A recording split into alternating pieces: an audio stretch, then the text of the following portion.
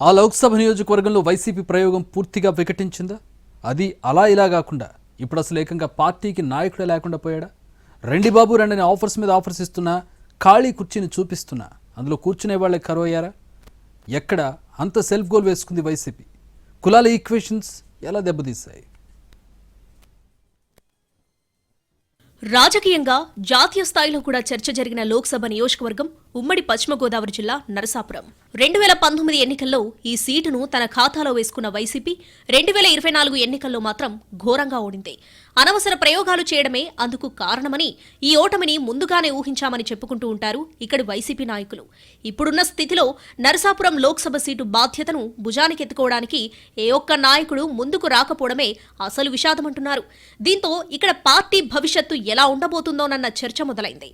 2019లో క్షత్రియ సామాజిక వర్గానికి అవకాశం ఇచ్చిన వైసీపీ 2024కు వచ్చేసరికి శెట్టి బలిజ సామాజిక వర్గానికి చెందిన మహిళ గూడూరి ఉమాబాలకు ఛాన్స్ ఇచ్చింది. అప్పటి వరకు కేవలం భీమవరం మున్సిపల్ కౌన్సిలర్ గా లోకల్ పాలిటిక్స్ కే పరిమితమైన ఉమాబాలకు ఏకంగా ఎంపీ సీట్ ఇవ్వడం నాడున్న సొంత పార్టీ ఎమ్మెల్యేలకే మింగుడు పడలేదట.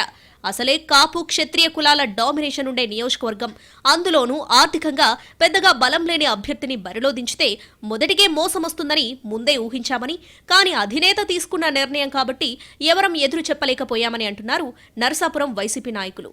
అలాంటి పరిస్థితుల్లో ఈ లోక్సభ నియోజకవర్గంలో కనీస పోటీ కూడా ఇవ్వలేకపోయామని, అందుకు అధిష్టానం తీసుకున్న నిర్ణయమే అసలు కారణమన్నది స్థానిక నేతల మాట. పైగా ఈ ఎంపీ సీటు పరిధిలో కూటమి పార్టీలు 3 బలంగానే ఉన్నాయి. అందుకే నరసాపురం ఎంపీ సీటును బీజేపీ సునాయాసంగా గెలవగలిగిందని చెప్పుకుంటున్నారు. 3 బలమైన పార్టీలు ఒక్కటిగా వస్తున్న సమయంలో ఆచితూచి అడుగేయాల్సిన వైసీపీ పెద్దలు అనవసర ప్రయోగాలతో భారీ మూల్యం చెల్లించుకున్నారన్నది స్థానికంగా ఉన్న అభిప్రాయం. గత ఎన్నికల్లో ఎదురైన ఓటమి ఒకే ఎత్తైతే ఇప్పుడు అసలు నరసాపురం పార్లమెంటు బాధ్యతలు భుజానికెత్తుకోవడానికి నాయకులెవరూ ముందుకు రాకపోవడంతో ఏం చేయాలో పాలుపోని స్థితిలో ఉందట పార్టీ క్యాడర్. ఊహించని విధంగా ఎంపీ సీటు తెచ్చుకుని ఓడిపోయిన గూడూరి ఉమాబాల ఎన్నికల తర్వాత యాక్టివ్గా లేరు. ఆమెకు బదులు ఇంకెవరన్న విషయంలో క్లారిటీ లేదు. సీటు ఖాళీగా కనిపిస్తుంది గాని అందులో కూర్చునే వాళ్ళు కరువయ్యారు. జరిగింది తప్పా ఒప్పా అన్న సంగతి పక్కన పెడితే పగ్గాలు చేపట్టబోయే వ్యక్తి కోసం స్థానిక నాయకులు సైతం ఎదురు చూస్తున్నారు. కూటమి తరపున బలమైన నేతలున్న ప్రాంతంలో వారిని ధీటుగా ఎదుర్కొంటూ ఆర్థికంగా తట్టుకోగలిగిన వారు, ముఖ్యంగా కాపు లేదా క్షత్రియ సామాజిక వర్గానికి చెందిన నాయకుడికే అవకాశం ఇవ్వాలని కోరుతుందట లోకల్ వైసీపీ క్యాడర్. కానీ ఎంత వెదిగినా ఆ ఈక్వేషన్స్ లో సరైన లీడర్ దొరకడం లేదని చెప్పుకుంటున్నారు. కొందరు కనిపిస్తున్నా బాధ్యత మోసేందుకు ముందుకు రావడం లేదట.